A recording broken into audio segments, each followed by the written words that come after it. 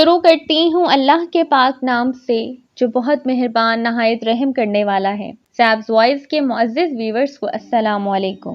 Friends, کبھی آپ کو اپنے ارد گرد تنہائی میں کسی کی موجودگی کا احساس ہوا ہے؟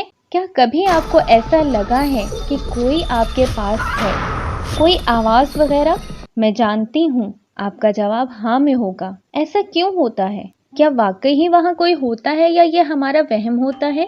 فرینڈز، آج کی اس انٹرسٹنگ ویڈیو میں آپ کو ویلکم کرتی ہوں۔ اس ویڈیو میں آپ جانیں گے کہ ایسی وہ کون سی مخلوق ہے جو ہمارے ارد گرد موجود ہوتی ہے، اور سم ٹائم اس کو وہم بھی کہنا درست نہیں، کیونکہ واقعی وہاں کچھ ہوتا ہے جس کے بارے میں ہم لا علم ہوتے ہیں۔ نظر نہ آنے والی خوفناک مخلوق ہمارے ساتھ کیوں ہوتی ہے؟ وہ ہم سے کیا چاہتی ہے؟ اگر وہ آپ کے سامنے آ جائے تو آپ کیا کریں گے؟ اس ویڈیو میں ہم اس پر اسرار مخلوق کا ذکر کریں گے جو پیدائش سے موت تک ہمارا ساتھی ہوتا ہے، ہمزاد۔ جی، آپ میں سے بہت کم لوگوں نے اس کے بارے میں سنا ہوگا۔ ہمزاد دراصل ایک قسم کا شیطان ہوتا ہے۔ جب بھی انسان کے ہاں کسی بھی بچے کی پیدائش ہوتی ہے تو اس کے ساتھ ایک جن اور ایک فرشتہ بھی پیدا ہوتا ہے۔ اس جن کو عربی زبان میں وساوس کہتے ہیں اور فارسی میں ہمزاد کہتے ہیں۔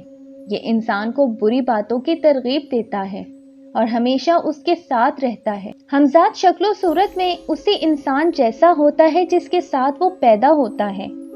یہ انسان کا باطنی پہلو ہوتا ہے جو اس کے ساتھ سوتے جاگتے اٹھتے بیٹھتے ہر وقت موجود ہوتا ہے۔ بعض صوفیاء نے یہ بھی لکھا ہے کہ ہمزاد کو ایک شکل سے دوسری شکل میں بدلنے کی قوت بھی عطا کی گئی ہے، خواہ وہ شکل انسان کی ہو یا حیوان کی۔ جب انسان مرتا ہے تو وہ ہمزاد تمام محبتوں، یادوں، نفرتوں اور شکل و احساس کے ساتھ اس کے جسم کو چھوڑ کر کسی دوسری جگہ منتقل ہو جاتا ہے۔ یہ قیامت کے دن ہی مرے گا۔ بعض لوگوں نے لکھا ہے کہ ابلیس کے ساتھ جو لوگ روحوں سے ملاقات کرتے ہیں یا کرواتے ہیں وہ ان ہمزادوں سے ہی کرتے ہیں، کیونکہ روح تک رسائی انسان کے اختیار میں نہیں ہوتی۔ فرینڈز، ہمزاد کے متعلق ایک فیمس حدیث ہے جسے امام مسلم نے نقل کیا ہے۔ وہ کچھ یوں ہے کہ حضرت عبداللہ ابن مسعود نے بیان کیا کہ رسول اللہ صلی اللہ علیہ وآلہ وسلم نے فرمایا، تم میں سے ہر ایک کے ساتھ ایک شیطان یعنی ہم شکل جن مسلط کر دیا گیا ہے۔ صحابہ نے عرض کیا، یا رسول اللہ صلی اللہ علیہ وآلہ وسلم، کیا آپ کے ساتھ بھی؟ حضرت محمد صلی اللہ علیہ وآلہ وسلم نے جواب دیا، ہاں میرے ساتھ بھی، لیکن اللہ نے اس کے مقابلے میں میری مدد فرمائی ہے۔ وہ مسلمان ہو گیا ہے اور وہ مجھے خیر کے سوا کوئی بات نہیں کہتا۔ قرآن و حدیث کے مطابق جنات اور شیطان غیب کی خبریں جاننے کے لیے سیڑھی کی طرح آسمان کی طرف جاتے ہیں تاکہ اللہ تعالیٰ جو اپنے فرشتوں کو وحی بیان کر رہا ہے اس کو چھپ کر سن لیں۔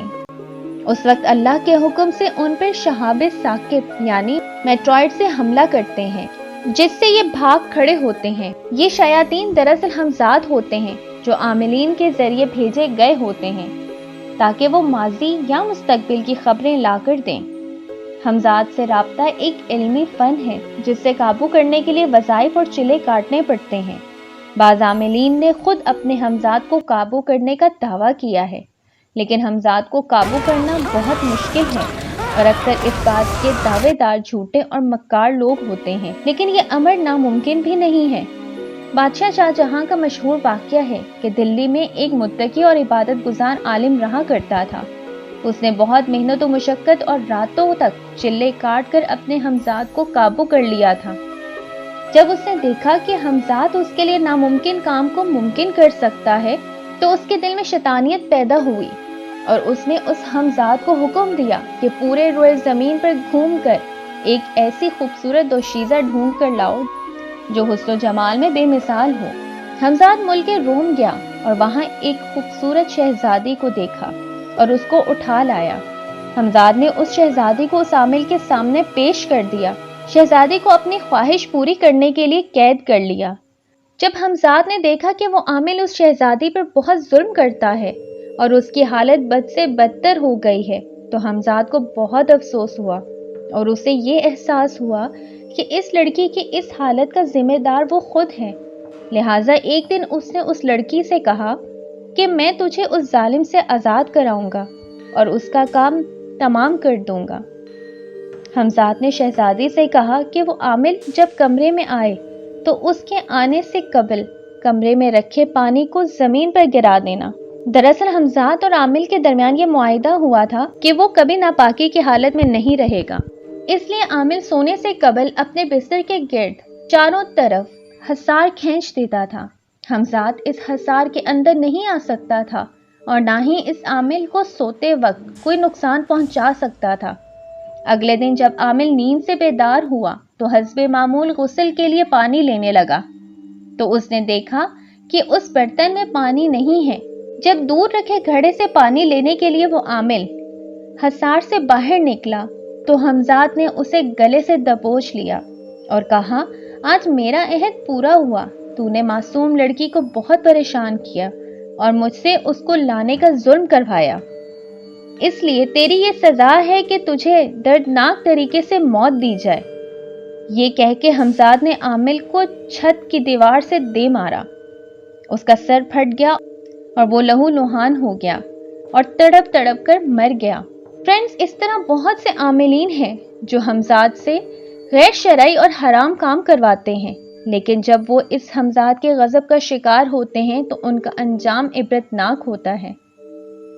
ناجائز کاموں میں حمزاد کی مدد لینا، کوئی حرام فعل کرنے کی نیت سے حمزاد کو قابو کرنا یا مال و دولت کی لالچ وغیرہ کے لیے حمزاد سے کام کروانا نہ صرف انسان کو دنیا میں تباہ و برباد کرتا ہے بلکہ اس کے لیے آخرت میں بھی دردناک عذاب ہے۔ فرینڈز، قرآن پاک میں حضرت سلیمان علیہ السلام کی بہترین مثال ملتی ہے، جنہیں اللہ تعالیٰ نے جنات پر حکومت عطا فرمائی۔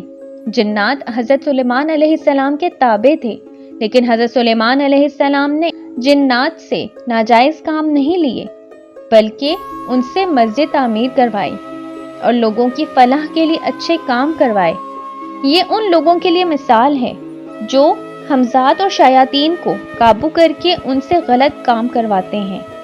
اللہ تعالیٰ سے دعا ہے کہ اللہ تعالیٰ ہمیں اپنی طاقت اور علم کو پازیٹیو وے میں استعمال کرنے اور شیطانی وسوسوں پر قابو پانے کی طاقت دے، آمین یا رب العالمین۔ امید کرتی ہوں آج کی ویڈیو آپ کو بہت پسند آئی ہوگی۔ چینل کو لائک اور سبسکرائب کرنا مت بھولیے گا اور ساتھ میں بیل کے آئیکن کو بھی پریس کر دیں تاکہ آنے والی مزید انفارمیٹیو ویڈیوز کا نوٹیفیکیشن آپ کو ٹائملی مل جائے۔